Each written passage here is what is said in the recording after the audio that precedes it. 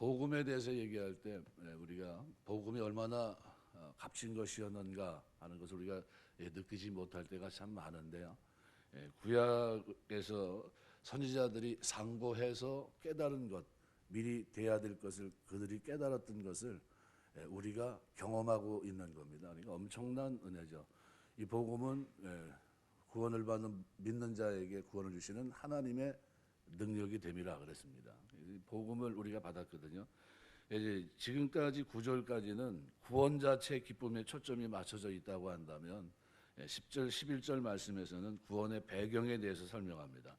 그러니까 그 구원에 대해서는 성도들의 임할 은혜라고 표현합니다. 하나님의 은혜. 그러니까 예언하던 선지자들이 이미 연구하고 부지런히 살폈다는 사실을 지적합니다.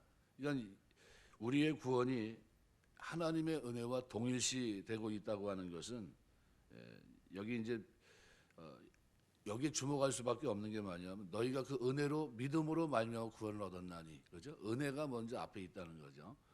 그러니까 은혜가 더 큽니다. 그래서 베드로는 구원이 믿음의 결과이기도 하지만 그것의 시작은 우리에게 은혜를 베풀기로 작정하신 하나님에 의해서 먼저 시작되고 있다는 것을 간과하지 않고 있습니다.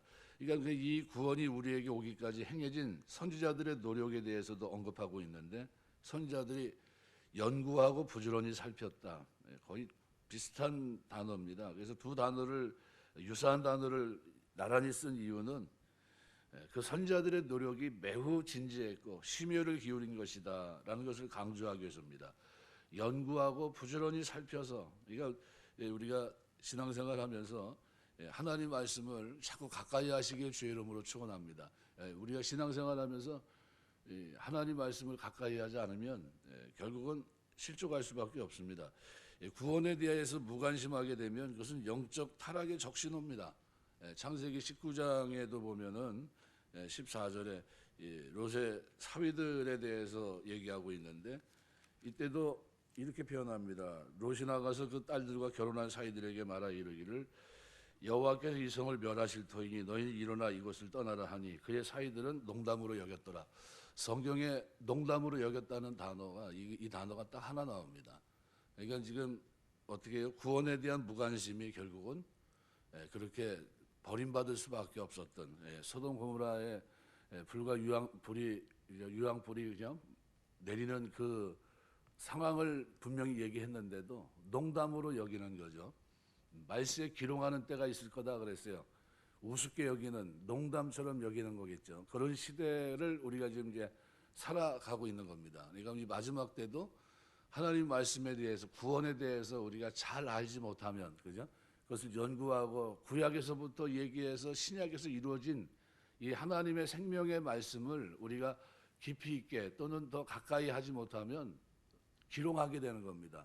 또 어떻게 해요? 농담처럼 여길 수 있는 여지가 있는 겁니다. 우리가 늘 하나님 말씀에 대해서, 구원에 대해서 가까이 하게 되시길 주의 이름으로 축원합니다. 그래서 10절 말씀대로 이 구원에 대해서는 너에게 임할 은혜를 예언하던 선지자들이 연구하고 부지런히 살펴서 자기 속에 계신 그리스도 영이 그 받으실 고난과 후에 받으실 영광을 미리 증언하여 누구를 또는 어떠한 때를 지시하는지 상고하니라.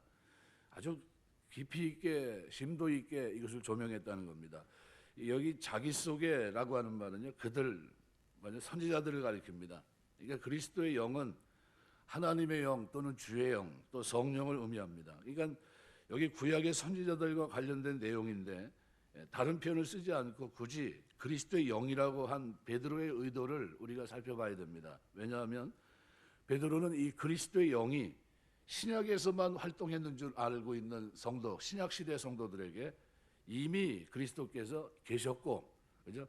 그의 영이 구약 선지자들을 통해서 그리스도의 고난을 예언하는 이 활동을 했다는 것을 강조하려고 하는 의미에서 바로 이 그리스도의 영, 이걸 여기 사용하고 있습니다. 그래서 그리스도의 신성과 선제성, 먼저 계신 그분을 강조하기 위해서 이러한 표현을 썼다고 볼 수 있습니다.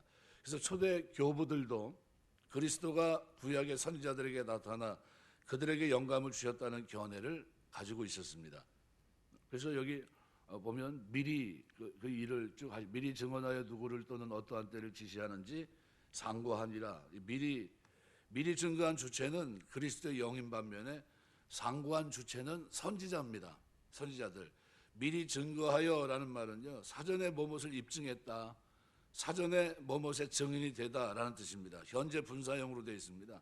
그러니까 이게 나중에 지시하는지라는 단어, 에델루라는 단어하고 현재 분사형 직설표 미완료 과거 동사로 되어 있거든요. 이거는 미리 증거할 때 지시하고 있었다, 또 미리 증거하면서 지시하고 있었다라는 이런 표현입니다. 그러니까 이게 뭐 그냥 갑자기 드러난 게 아니라 거의 거의 모든 걸 준비하고 있었던 거죠. 그러니까 상관이라는 이 탐구했다는 이 단어도 현재 분사로 되어 있습니다. 탐구하면서라는 의미인데, 그래서 NIV 성경은 알아내려고 노력하면서라는 이 표현으로 쓰고 있고요. NASB 성경은 알기를 추구하면서. 그러니까 이 현재 분사는 이 10절서부터 직설적 부정 과거 동사인데요. 연구하고 부지런히 살펴서 이 시간과 일치합니다. 그러니까 10절, 11절 말씀이 선지자들이 구원에 관해서 그리스도의 받을 고난, 영광에 대한 때 또는 양태에 대한 것을 탐구하면서 연구하고 부지런히 살폈습니다. 이 문장과 그리스도의 영이 바로 그때 그들에게 미리 증거하고 지시해 주셨다. 이 두 가지 문장이 하나로 되어 있는 거다, 이렇게 보시면 됩니다. 그래서 그 메시지 자체를 어떻게 해요? 그런 관점에서 보시면 될 것 같고요. 그 다음에 12절에서는 이 섬긴 바가 자기를 위한 것이 아니라 너희를 위한 것임이 계시로 알게 됐다. 이 섬긴 바, 그들이 섬긴 게 뭡니까? 10절, 11절에 보면 선지자들이 연구하고 상고한 일과 관계된 표현입니다.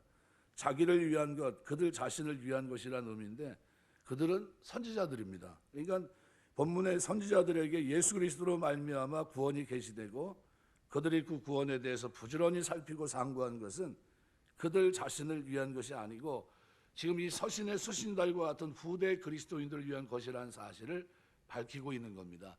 그러니까 지금 많은 노력을 했는데 그 노력이 신약시대 성도들을 위한 노력이었다는 거죠. 그래서 이 로마서 같은 말씀해 보시면은 4장 23절, 24절 말씀해 보면 그에게 의로 여겨졌다 기록된 것은 아브라함을 위한 것이 아니요 의로 여김을 받을 우리도 위함이니 곧 예수 우리 주를 죽은 자 가운데서 살리신 이를 믿는 것이니라. 우리 계속해서 신약과 구약을 사도들이 인용하고 있거든요. 이건 뭐냐면 구약의 탐구의 선지자들을 통해서 이미 상고됐던 내용들이 신약에서 어떻게 이루어졌는지를 설명합니다. 그래서 그런 부분들을 우리가 잊지 마셔야 되고, 고린도전서에서도 보면 9장 말씀에 보면 9절 10절 같은 데 보면 이렇게 표현합니다. 모세 율법의 곡식을 밟아 떠는 소에게 망을 씌우지 말라 기록하였으니 하나님께서 어찌 소들을 위하여 염려하심이냐 오로지 우리를 위하여 말씀하심이 아니냐. 과연 우리를 위하여 기록된 것이니 밭가는 자는 소망을 가지고 갈며 곡식 떠는 자는 함께 얻을 소망을 가지고 떠는 것이라, 이렇게 얘기하고 있고요. 10장 11절에도 보면 이렇게 표현합니다. 그들에게 일어난 이런 일은 본보기가 되고 또 말세를 만난 우리를 깨우치기 위하여 기록되었느니라. 구약에 있던 모든 사건들을 상고하고 신약으로 연결시켜서 그것을 드러내는 이유는 뭡니까? 복음의 중요성을 깨닫게 하는 겁니다. 우리가 믿는 복음 안에서의 변화, 복음에 합당한 생활을 하게 되는 동기를 우리가 가지고 있는데요. 이미 복음으로 우리가 구원받았거든요. 하나님의 자녀로, 거룩한 백성으로 이 땅에서 빛의 자녀로 사는데, 이걸 이미 누가요? 구약의 선지자들이 상고한 겁니다. 아주 심도 있게 연구해서 깨달았던 그거를 어떻게 해요? 드디어 그것이 우리에게 이루어지고 있는 그런 장면입니다. 그래서 이거를 오늘 본문 12절에서는 계시로 알게 됐다. 그것이 계시가 되었다라는 뜻입니다. 아포칼립토라는 단어인데요. 이 계시된 대상이 누구인지에 대해서 한글 개역 성경은 잘 드러나지 않지만요. 원문에는 그들에게 이렇게 되어 있습니다. 그러니까 관계대명사 호이스라는 단어가 쓰였는데 이 계시는 그 선지자들을 대상으로 이루어진 것이다라는 거예요. 그러니까 선지자들이 깨달은 거죠. 그래서 NIV 성경에는 NASB 성경은 to them 이렇게 되어 있습니다. 그러니까 호이스라는 이 관계대명사가 그 선지자들을 지칭하는 것임을 분명히 하고 있고요. 선지자들이 부지런히 연구한 주체인 예수 그리스도로 말미암아 구원이 당대 비치지 않고 후대 그리스도인들을 위한 것이라는 사실을 그 선지자들의 시대부터 계시된 사실이다라는 겁니다. 그래서 이런 장면은 민수기 24장 같은 데 보시면요. 17절에 보면 이렇게 표현합니다. 내가 그를 보아도 이때 일이 아니며 내가 그를 바라보아도 가까운 일이 아니로다. 한 별이 야곱에게서 나오며 한 규가 이스라엘에게서 일어나서 모압을 이쪽에서 저쪽까지 쳐서 무찌르고 또 셋의 자식들을 다 멸하리로다. 이렇게 기록합니다. 이렇게 구약에 있었던 내용들이 어떻게 신약에서 이루어지게 되거든요. 그래서 신명기 18장 15절이나 하박국 2장 1절에서 3절 같은 말씀들. 그러니까 이것은 후대 그리스도인을 위한 것이라는 사실을 그 선지자들의 시대부터 계시돼서 알고 있는데 이거를 상고한 겁니다. 그들이 상고해서 우리가 이제 우리에게 적용되는 복음 안에서 우리가 밝히 알게 된 거죠. 그러니까 베드로가 이 사실을 언급하고 있는 것은 예수 그리스도를 통해 얻게 되는 구원의 사건이 그냥 가까운 며칠 사이에 이루어진 일이 아니라는 겁니다. 이것은 이미 구약 시대에서부터 시작돼서 신약에 와서 성취되었고 계시의 연속성을 강조하기 위해서 이것을 쭉 풀어서 설명하고 있는 겁니다. 그래서 12절 중반절에서도 보면 이것은 하늘로부터 보내신 성령을 힘입어 그랬습니다. 그러니까 선지자들에게 계시된 그리스도로 말미암아 구원의 소식이 어떤 과정을 통해 본 서신의 수신자들에게 전해지고 있는가, 이거를 설명하면서 하늘로부터 보내신 성령을 힘입어 그랬습니다. 하늘로부터 보내진 성령이라고 얘기했을 때 이 보냈다고 하는 말은 사명을 좀 파송한 걸 말합니다. 그런데 이 수동태가 쓰였거든요. 과거 분사 수동태인데 이 동작의 주체가 따로 존재한다는 거죠. 그러니까 동작의 주체를 언급하지 않고 하늘로부터 이렇게 표현하는 것은 주체가 하나님이라는 겁니다. 그러니까 성부 하나님. 성경에서 수동태 주어가 따로 명시되지 않는 경우는 대부분 하나님입니다. 그러니까 그 주체가 되시기 때문에 이거를 신적 수동태라고 보통 얘기합니다. 이 본문이 바로 그런 경우예요. 하늘로부터, 그러니까 누굽니까? 성부 하나님으로부터 보내신 성령, 이렇게 보시면 됩니다. 이 우리가 주기도문 할 때 하늘에 계신 우리 아버지요 이렇게 했을 때 바로 누굴 얘기합니까? 성부 하나님이거든요. 그러니까 하늘을 우러러 아버지요 부르신 것과 똑같습니다. 요한복음 17장 1절, 요한복음 14장 16절, 26절, 갈라디아 4장 6절 이런 표현들입니다. 하늘로부터 보내신 성령, 그죠?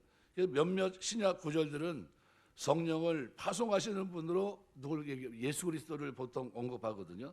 요한복음 15장 26절, 요한복음 16장 7절, 사도행전 2장 33절. 성경의 기록들이 굉장히 많습니다. 그러니까 성부 하나님은 십자가상에서 구속사역을 담당하신 예수 그리스도의 승천 후에 그 이름과 그 인격을 중재로 해서 성령을 파송하신 겁니다. 그래서 예수 그리스도는 자기 스스로 임으로 또는 성부 하나님을 제쳐놓고 단독적으로 성령을 파송한 게 아니에요. 오직 성부 하나님의 제가를 받고 그분이 보내신 성령을 우리에게 보내신 중보자일 뿐입니다. 그래서 이 관점을 가지고 또 두 번째로 계시된 구원의 소식은 복음을 전하는 자들로 말미암아 수신자들에게 전해진 것이다. 그러니까 여기도 전치사 디아가 들어가요. 뭐뭇을 통해 뭐뭇에 의해서 복음을 전하는 자들의 이들을 통해서라는 거죠. 그러니까 원문 성경 표현에 의하면은 이들에 의해서 수신자들이 예수 그리스도로 말미암는 구원의 소식을 듣게 됐다 이런 뜻입니다. 그러니까 구약 선지자들이 말씀을 상고하고 그리스도의 영이 증거하신 메시아에 받으실 고난, 영광을 예언한 것처럼 신약 시대에는 복음을 전하는 자들이 성령을 힘입어 메시아의 고난, 영광을 주요 내용으로 하는 복음을 그리스도인들에게 전했다라는 거예요. 이게 초대교회 사도행전에 보면 바로 그 장면을 설명하고 있거든요. 사도행전 성령이 그들에게 임하게 되니까 우리가 아는 스데반 집사가 쭉 설명을 합니다. 구약과 신약의 연계성. 구약이 선지자들이 상고했고 복음으로 완성되면서 우리에게 주어진 성령 안에서의 일들을 그가 그렇게 설명합니다. 어떻게 됐습니까? 순교합니다. 막 돌에 맞아서 순교하거든요. 그런데 할 말은 하잖아요. 그 이루어진 현실이니까 부활하심으로 증거가 됐기 때문에. 그래서 이거는 어느 정도 이것이 가치가 있는 일이냐, 이거를 이제 베드로가 쭉 설명하면서 우리가 왜 복음에 합당한 생애를 살아가야 되느냐? 이거는 천사들도 살펴보기를 원했던 거다. 쉽게 말하면 선지자들이 상고해서 깨달은 그 정도가 아니라 천사들은 그 앞에 수종을 들면서도 알고 싶었던 내용이라는 거예요. 그런데 그걸 알지 못했다는 겁니다. 그래서 살펴보기를 파라퀴프사이라는 말은요, 뭐뭇을 조사하거나 들여다보기 위해 몸을 굽히다라는 뜻입니다. 그러니까 이 동사의 사용은 이 동사의 주어인 천사들이 신약 성도들의 구원이 어떻게 진행되는가를 잘 보기 위해 실제로 노력하고 애쓰고 있는 모습을 연상하게 합니다. 그럼 알았습니까? 몰랐어요. 그들에게도 어떻게 감춰져 있던 겁니다. 그러니까 이 구원의 신비가 천사들조차도 알기 힘든 오묘한 것임을 드러내 줍니다. 그런데 천사들에게조차 감춰졌던 이 비밀이 그리스도를 통한 구속 사역이 실현되면서 신약 성도들에게는 밝히 드러나게 됩니다. 고린도서 2장 6절에서 8절, 에베소 3장 1절에서 13절입니다. 그러니까 우리가 이런 사실을 복음을 받은 신약 성도들이 얼마나 큰 특권을 가졌느냐는 거예요. 왜냐하면 구약 선지자들도 천사들도 누리지 못했던 그것을 오늘 우리가 누리는 겁니다. 그래서 제가 서두에 왜 우리가 거룩하게 살아야 됩니까? 왜 우리가 복음 그것 때문에 기뻐해야 됩니까? 사도 바울처럼 내 이 복음을 전하지 않으면 나에게 화가 있을 거다. 왜 이렇게 얘기해야 됩니까? 왜요? 구약 선지자들이 그렇게 상고해서 그죠? 알고 싶었던 내용이고 천사들조차도 어떻게 알지 못했던 하나님의 은혜로 구원을 받게 된 이 복음은 우리에게 있었어요. 엄청난 축복이고 그것이 우리에게 계시로 알게 된 겁니다. 전해져서. 그리고 이것을 알게 된 그들에게 있어서 가장 큰 축복은 뭡니까? 복음에 합당한 생활을 하라는 거예요. 왜요? 그것이 복인 줄 아니까. 그것이 하나님의 축복이었기 때문에. 우리가 신앙생활하면서 왜 거룩하게 살아야 됩니까? 라는 질문을 던지면 오늘 선지자들은 뭐라고 얘기합니까? 이것은 구약에서부터 이미 신약에 이루어질 것을 이미 오래전에 예언했던 그대로 하나님께서 순환을 받으셔서 우리에게 주신 선물이기 때문이라는 거예요. 그러니까 이 선물을 우리가 받은 사람들이 이 땅에 살면서 거룩하게 살지 않고 경건하게 살지 않고 의의 길을 쫓지 않고 자기 멋대로 산다는 것은 있을 수 없어요. 이 구원을 조롱하는 겁니다. 이 구원을 은혜로 받았다고 한다면 어떻게 살아야 됩니까? 복음에 합당한 생활을 하는 게 맞는 겁니다. 그래서 이 13절 이후로 그 이후로는 그 부분을 다룹니다. 왜 거룩하게 살아야 되는가? 왜 모든 행실에 거룩한 자가 되어야 되는가? 왜 복음에 합당한 생활을 해야 되는가? 그 문제를 다뤄요. 뭐냐면 우리가 받은 복음은 이렇게 살 수밖에 없다는 거예요. 이것이 너무나 위대한 것이기 때문에, 너무나 황홀한 것이기 때문에. 그래서 우리 신앙생활하면서 구약과 신약이 연계되어 있고 이 과정 속에서 선지자들이 중요한 역할을 했을 뿐만 아니라 성령을 통해서 우리가 계시던 이 말씀들을 우리가 알게 하시고, 이게 또 마지막 12절에 기록한 대로 이것은 하늘로부터 보내신 성령을 힘입어 복음을 전하는 자들로 이제 너희에게 알린 것이요. 이제 우리가 그것을 통해 알게 된 겁니다. 그리고 천사들도 살펴보기를 원하는 것이었다는 겁니다. 이것을 우리가 비로소 알게 된 겁니다. 은혜로 믿음으로 구원을 받은 이 복음이 구원을 얻는 자에게는 하나님의 능력이라는 것을, 그 지혜와 모든 것이 거기에 농축되어 있는 하나님의 사랑이라고 하는 것을 우리가 복음 안에서 깨닫게 되는 겁니다. 그래서 이것을 아는 사람들은 복음에 합당하게 생활하는 겁니다. 왜요? 이것이 축복인 줄 아니까. 그죠? 구약과 신약 전체가 그리스도의 오심에 대해서, 그리고 다시 오심에 대해서 얘기하고 있다면 성경 4분의 1이 그걸 초점에 맞춰 있거든요. 그러면 우리가 구원받은 하나님의 자녀로 살아가는 동안에 우리의 삶은 구원받은 자의 합당한 생애를 사는 것이 맞는 겁니다. 우리가 살아가면서 복음에 합당한 생애가 저와 여러분의 삶 속에 거룩함으로, 경건함으로, 의로움으로, 빛의 열매를 가득 맺은 아름다운 모습으로 주 앞에 돌려드릴 수 있는 축복이 있게 되시길 주의 이름으로 축원합니다. 기도하겠습니다.